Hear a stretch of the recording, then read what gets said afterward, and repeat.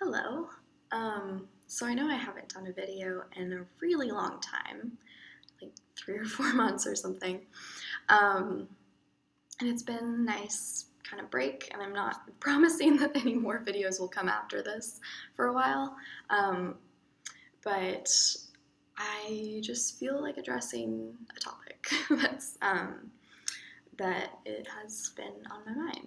So, also, Chelsea from Smile to Health made a video on the same topic the other day, and that kind of motivated me a little bit too, seeing someone with similar thoughts on the situation.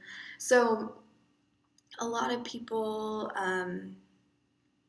hear about or are in the high carb vegan community or movement or whatever, and hear about the term metabolic damage and think that it's a bunch of bullshit, right? But I think that it's hilarious that anyone would think that metabolic damage doesn't exist. First of all, it's not like a concept that this, Rattle 4 or 80-10-10 came up with. I think the first kind of big study on the effects of human starvation was in the 50s, I believe, after World War II. The study was called The Biology of Human Starvation. But aside from that, being an eating disorder patient for 8 years, one of the first things that you learn, or that you're told when you go to therapy or go to an outpatient treatment, or probably in actual inpatient treatment centers too. I never was in one, but I'm guessing that they hear the same information, is that restricting your calories, as many eating disorder patients do, will damage your metabolism, and you will have a slower metabolism, and you will gain weight more easily as a result of your restriction. And there are a lot of things within conventional eating disorder treatment that I don't see as great information or very helpful treatment options. But this is one of the things that makes a lot of sense. I've experienced metabolic damage firsthand, and I don't mean because of my weight gain. That's not at all what I'm talking about. We forget all the time, I think, that metabolism isn't, it's a term that doesn't just pertain to weight or weight gain or weight loss.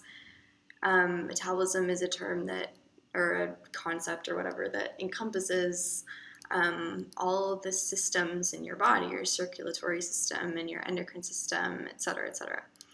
And when we withhold calories or nutrition from our cells, they have to slow down.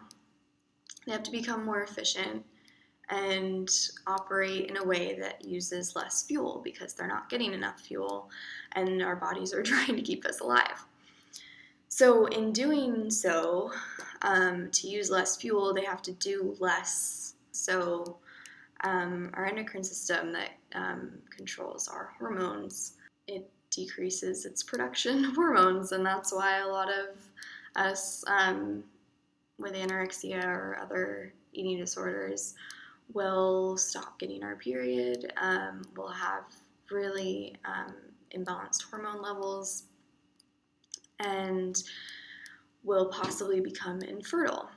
It also affects our bone density, because not producing enough of certain hormones and not getting your period, those hormonal actions are part of building up a healthy bone density.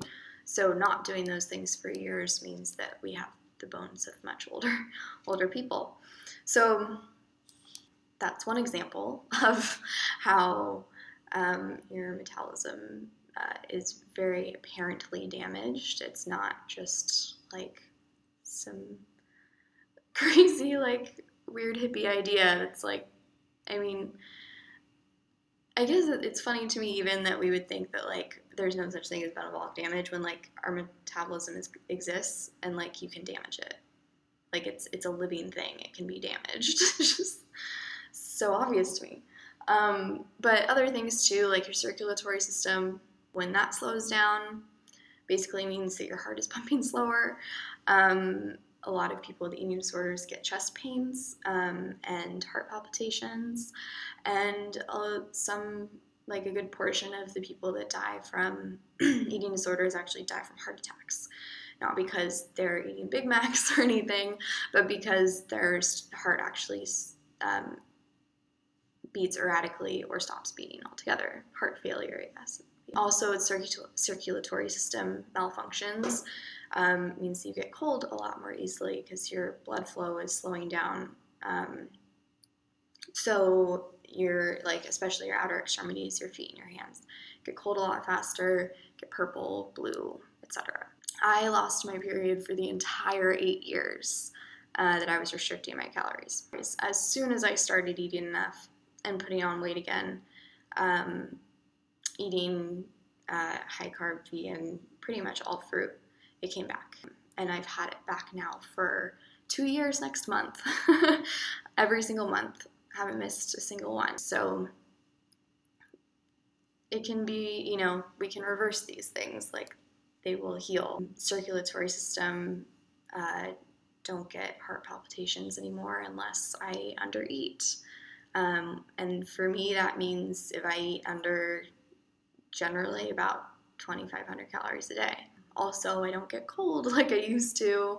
I used to be cold all the time and need to have a lot of layers on, and my hands and my feet would be like ice cubes quite often. Now, that doesn't happen. What else? Also a lot of eating disorder patients lose our hair, which is also a symptom of undereating and your body trying to become more efficient with how it uses the fuel that you give it. So yeah, all of these are concrete examples of metabolic damage. Those are all systems within our metabolism that slow down or come close to stopping completely when we don't eat enough calories. I can get really angry about it if I let myself, but it's more just funny to me that anyone would say that metabolic damage doesn't exist, when it's just like those are pretty accepted, you know, ideas in the medical community that like starvation is bad, that it's going to mess you up. This video is really meant for people who are also in recovery on this lifestyle and have gained weight or know that they will gain weight because they're starting. And I just really want to give you guys encouragement to not let all of these really, I'm just going to say misguided because it's a nice way to say it, videos or comments or people to get you off track and enable your restrictive patterns. I think that before I really committed to this, it was really easy for me to hear other people say it's a bunch of bullshit and stop, you know, eating so much and blah blah blah, and that was really like affirming for my eating disorder, and it like made it kind of feel really good. So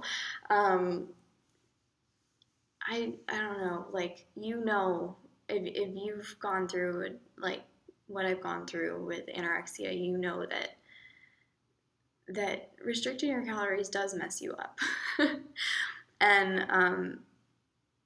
And for that simple reason, from losing our hair and losing our periods, we know through our own experience that metabolic damage is real. And that it's not crazy to think that then your body is going to want to protect you and preserve you and hold on to more weight when you start eating enough again. I don't know, just don't let other people shake you in that regard, because you deserve to eat enough, and you deserve to care enough about yourself to not be stuck in the brainwashing of an entire culture mindset around food that says that we need to eat less of it, and lose weight now and value ourselves on that, because you don't need to. Keep eating enough and keep believing in yourself. I don't know what else to say. It's just, yeah, I haven't done a video in so long. I don't know how to be inspirational anymore. But, I don't know. Don't let the fuckers get you down is what I want to say.